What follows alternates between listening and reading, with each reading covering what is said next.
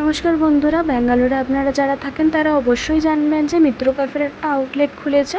তো আমরা ছুটির দিনে সেই আউটলেটেই চলে গেছিলাম।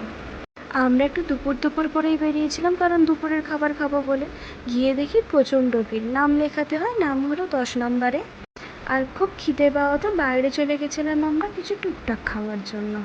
তারপরে ফিরে এসে জায়গা হলো, ভিতরে ঢুকে দেখি খুব সুন্দর ডেকোরেশন করেছে তারা। তারপরে বসে গেলাম মেনু কার্ড নিয়ে অর্ডার করবো বলে। এতদিন পরে বাঙালি খাবার দাবার দেখে একটু কনফিউজ হয়েছিলাম বটে যে কী অর্ডার করবো না করবো। তারপরে অর্ডার করে ফেলাম ফিশ ফ্রাই, ফিশ কবিরাজি, এবং তারপরে চলে এলো আমাদের মটন থালি। মটন থালিতে খুব সুন্দর খাবার ছিল, আর খাবারের টেস্টও খুবই ভালো ছিল। চলো একটু দেখে নিই কী কী খাবার দিয়েছে আমাদেরকে।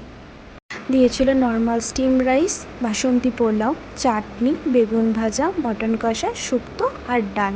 তার সাথেই ছিল পান, এবং তার সাথে আমাদের আইটেম ছিল মিষ্টি। তো আমি একবার থালাগুলো দেখিয়ে দিচ্ছি। তারপরে অর্ডার করে ফেলেছিলাম পাতুরি। আর আপনারা দেখতেই পাচ্ছেন শুক্তোর কালারটাও খুব সুন্দর হয়েছে, আর খেতেও খুব সুন্দর ছিল। তারপরে এসে গেছিলো পাতুরি।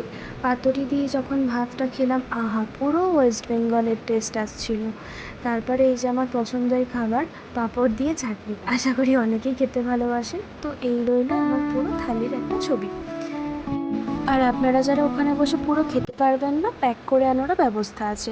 তো আমি কিছু খাবার খেতে পারিনি, সেটা প্যাক করে নিয়েছিলাম। আজকের মতো এটুকুই। ভালো থাকবেন। নমস্কার।